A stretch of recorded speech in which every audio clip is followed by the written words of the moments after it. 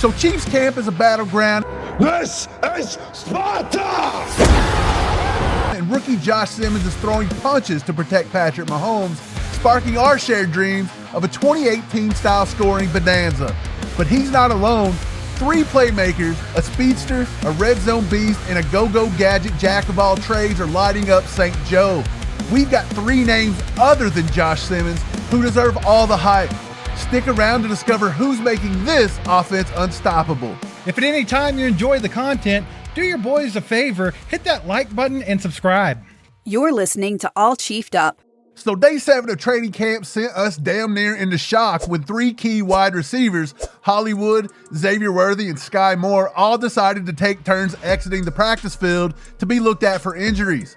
Okay, so maybe Brown and Worthy more than Skyy Moore, but we don't have to be rude about it. How rude. Worthy was diving for a deep ball down the field from Mahomes on the first play of practice and appeared to have banged his head off the ground, leaving him a bit dazed and confused. He was evaluated and returned from the medical tent a few plays later to finish out the day. He had 1 goal line rep versus Najee Johnson that was just flat out nasty. Poor Najee didn't stand a chance with that short area quickness. Just savage right there by X. Hollywood Brown also exited practice later on and was carted off the field to the locker rooms. No worries, it was a front seat ride, and yes, there's a big difference there with that seat location. After practice, Coach Reed said it was an ankle tweak and everything came back fine. Jordan Schultz also reported that he was told Brown was moving around fine in the locker room and he will be back to practice in the next few days. The Chiefs like to stack stuff like this with off days, so it wouldn't be surprising if Brown sets out on Wednesday and returns to practice on Friday just to be safe. Skyy Moore was also taken back to the locker rooms, and for him, it looks like a hammy issue. Skyy has faced multiple injuries over the past few seasons, and this could be the final nail in his proverbial coffin here in KC if this lingers. There's a couple guys we're about to get to in just a minute who is making his life pretty rough right now. So stick around and catch those 3 guys other than Josh Simmons, who is deserving of all that camp hype. Before we get into those 3 guys, let's talk about the freaking UFC fight that broke out at camp today. So if you thought day 7's injury scares were wild, buckle the hell up, because the field in St. Joe just turned into a damned cage match. Rookie left tackle Josh Simmons and defensive end Ashton Gillotte went full Undertaker versus Mankind Hell in a Cell, throwing punches and ripping helmets off.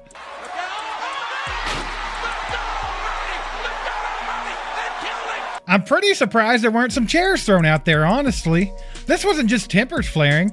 It's a sign that 2 proud rookies are competing their asses off and will throw down if that's what it means to be great. And we freaking love it.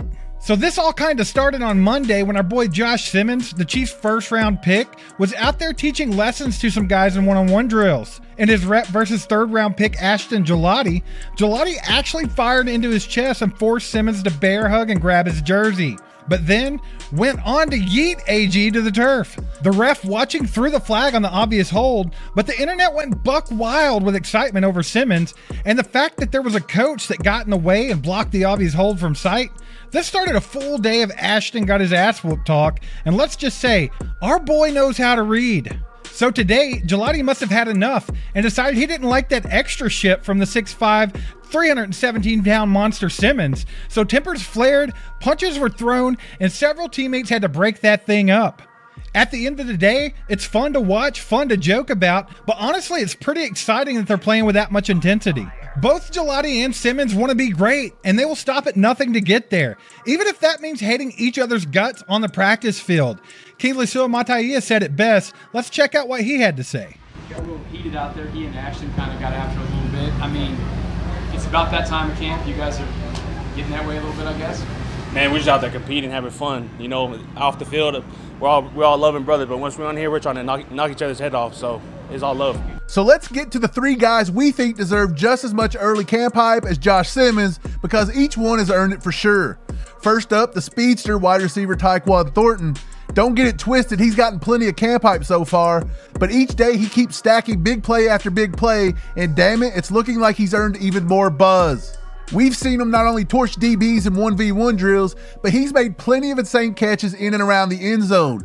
Just yesterday, he caught 2 touchdowns, and one of those was an insane showcase of hands, concentration, and body control as he toe-tapped both feet for 6. He even had a play where he shook Trent McDuffie not once but twice in the same route and made a nice catch. Thornton looks to have found some juice here in KC, and we love that the Chiefs keep offering up a place for once praised higher draft picks that landed in bad situations. So with the Cardinals preseason game only days away, we think he's going to carry this hot start into that game and beyond. Thornton is so hot right now. So hot right now. But who's this go-go gadget jack of all trades we spoke of earlier? Well, that's none other than rookie running back / wide receiver Brashard Smith. Smith has been electric so far during camp and looks to be bringing that spark that Jerick McKinnon took with him when he left a couple years back. Smith has been lining up all over the field and in all situations. He's also been lining up plenty with Mahomes in the first-team offense. Just yesterday, Smith got matched up on a poor linebacker out of the backfield and just cooked for a 50 or 60-yard would-be touchdown. Brandon George at linebacker is no slouch either. The kid has a 9.98 RAS score, but that 4.65 40-yard sprint was exposed by the insanely fast Smith. Smith has worked with the ones in the red zone repeatedly and been the recipient of a few touchdown tosses from Mahomes. It's looking more and more that he'll be used all over the field and not just pigeonholed into the backfield, but this has to be bad news for guys like Elijah Mitchell and maybe even Carson Steele, who are fighting for roster spots.